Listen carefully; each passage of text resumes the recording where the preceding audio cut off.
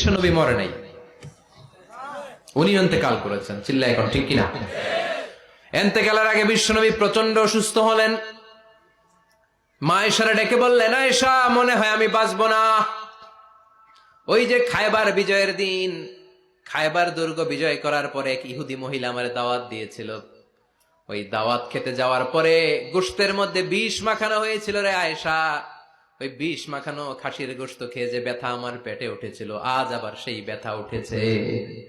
বিশ্ব নবী ওই বিষ খাওয়ানো গোশতের কারণে ইন্তেকাল করেছেন। তার মানে বিশ্ব নবী শাহীদ। জামা আল্লাহু বাইনা নবুওয়া ওয়া শাহাদা। আল্লাহ বিশ্ব নবীকে শুধু নবী বানায় নাই, শহীদ হিসেবে কবুল করেছে। সুবহানাল্লাহ কইবেন না? প্রচন্ড অসুস্থ, উনি ছাড়া মসজিদে নববীতে কেউ ইমামতি করার সাহস পায় না। বিশ্বনবী বললেন, আবু বকর তুমি যাও। আবু বকরও যায় না। বিশ্বনবী বললেন, পানি আনো। বিশ্বনবী পানি দিয়ে ওযু করলেন। ওযু করে কয়েকজন সাহাবীকে ধরে উঠতে চাইলেন, আবার ধপাস করে বেহুশ হয়ে পড়ে যায়। বিশ্বনবী উঠতে পারে না। আবার বললেন, ঠান্ডা পানি আনো। পানির ভেতরে বিশ্বনবী দুই হাত ঢুকিয়ে দিয়ে ঠান্ডা ভিজা হাত দিয়ে চেহারার মধ্যে মাসে করলেন আর বললেন, ইন্নালিল মাউতি লা সাকারাত। হায়রে মৃত্যুর কি যন্ত্রণা, হায়রে মৃত্যুর যে কি কষ্ট। ও মিয়া, বিশ্বনবী যদি মৃত্যুর কষ্টে কাতরায়, আমাদের অবস্থা কি? আমাদের নসিবে কি আছে? আল্লাহ তুমি বাঁচাও, পড়ে না আমি। বিশ্বনবী কাঁদছেন, সাহাবারা একের পর এক দেখতে আসে। কান্নার রোল পড়ে গেল চারদিকে।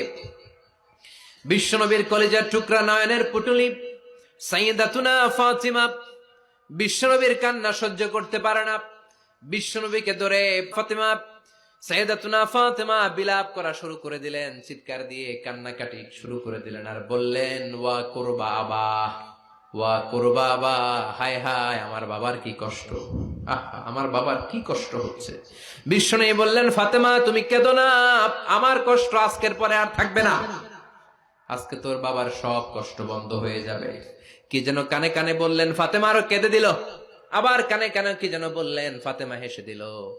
বিশ্বনবীর ইন্তেকালের অনেক পর মা আয়েশার কাছে ফাতেমা বললেন, আমি যখন প্রথমে কেঁদেছিলাম, আব্বা বলেছিল আমি আর বাঁচবো না রে ফাতেমা।